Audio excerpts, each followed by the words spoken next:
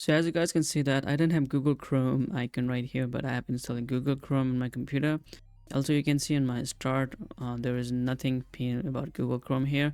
So let's pin and get Google Chrome icon on the desktop. So first type Google Chrome, so right click and open file in location.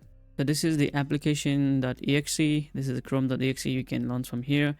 What you want to do here is right click here and so more and send to desktop create shortcut.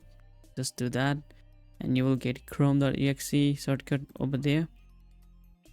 So just rename here as Chrome and it's just simple. Now you can pin this to start as well. As you guys can see that you don't have a Chrome on start as well, so right click here and pin to start, then boom bada boom, there we go, you have Google Chrome on pin as well. Now you can directly open Google Chrome from here and it's that simple. So this is how you should fix the Chrome icon being missing from the desktop.